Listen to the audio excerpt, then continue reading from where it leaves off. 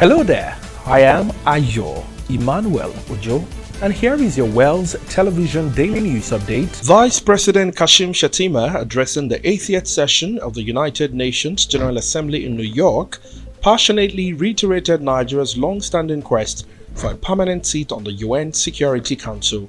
Shettima stressed that the Security Council, created in vastly different global era, must evolve to reflect the realities of today's geopolitical landscape. He highlighted Nigeria's transformation from a colonial population of 20 million to a sovereign nation of over 236 million citizens, underscoring the country's leadership role in Africa, peacekeeping missions, and regional security initiatives. Shettima urged the international community to support reforms that give Africa fair representation in global decision-making, pointing to Nigeria's diplomatic efforts and contribution to global peace. He emphasized that Nigeria's inclusion as a permanent Security Council member would strengthen the legitimacy and effectiveness of the United Nations, promoting global stability and justice. The federal government of Nigeria has reaffirmed its commitment to providing free tuition at technical colleges nationwide, starting from the 2025-2026 academic session. In a statement released today via the Ministry of Education's X handle, the Minister of Education, Dr. Tunji Alausa, said the government covers the full cost of tuition to ensure equal access to technical education.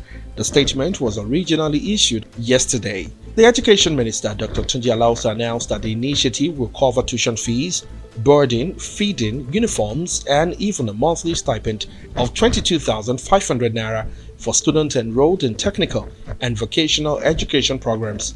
This move aimed to promote technical skills development as part of the country's broader educational reforms. Dr. Alausa also warned against the imposition of unauthorized fees by any institution, stressing that violators would face strict penalties.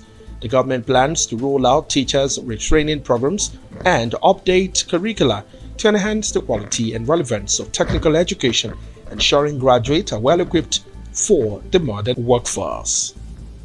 The Senate Committee on Petroleum Upstream has urged the Nigerian Upstream Petroleum Regulatory Commission to impose sanctions on international oil companies, IOCs, that continue to flaunt directives under the Petroleum Industry Act (PIA). The call comes amid growing frustration over non-compliance and regulatory breaches within Nigeria's crucial oil sector, which is vital to the country's economy.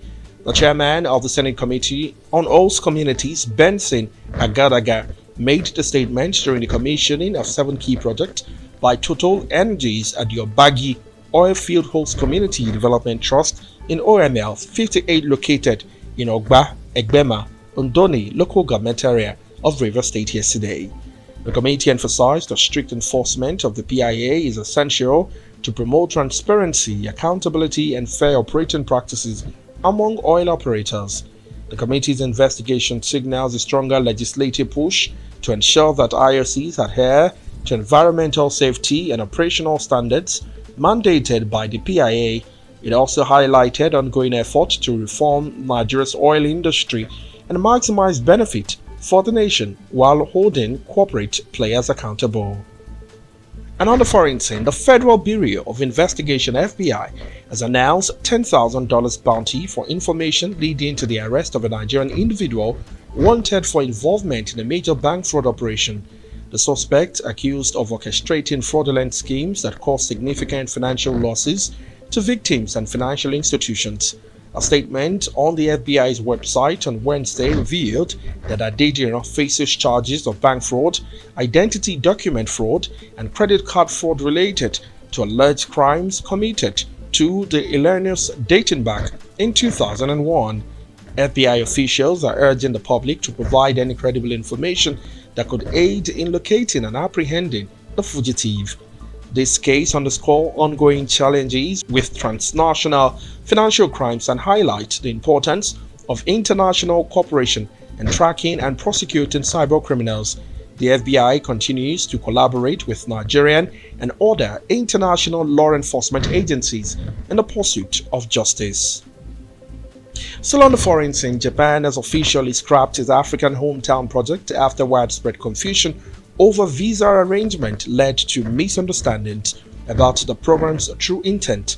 The Japan International Cooperation Agency launched the initiative to foster cultural and educational exchanges between Japanese and African countries, aiming to deepen mutual understanding and cooperation. However, reports erroneously suggested the program included a special visa category enabling Nigerians to relocate permanently to Japan, sparking public concern and backlash. In a response to the controversy, the JICA clarified that the program was never intended as a migration pathway and decided to cancel the project to avoid further misunderstandings. The decision disappointed many who had hoped the initiative would boost Japan-African relations, but underscore the sensitivity surrounding migration policies and public perception. And finally, in sport, Nigeria's Flying Eagle have been dealt a significant blow just days before the 2025 FIFA Under-20 World Cup in Chile. Star right back Adamu Maigari has been ruled out of the tournament after sustaining an injury during the team's final training session. Maigari, who played a pivotal role in Nigeria's third-place finish at the 2025 Africa Under-20 Cup of Nations in Egypt, featuring in all 6 matches and earning a Man of the Match award, will not recover in time for the World Cup. The absence of the 19-year-old defender leaves a significant gap in the Flying Eagles' defense. Head coach Aliyu Zimbaru is now faced with a challenge of adjusting his tactical plans to compensate for Maigari's injury. The team is scheduled to travel to Chile on Sunday for their final preparations ahead of the tournament, where they have been drawn in Group F alongside Norway, Colombia, and Saudi Arabia. And that's it on the Daily News Update for today. Kindly subscribe to our YouTube channel at Wells Television.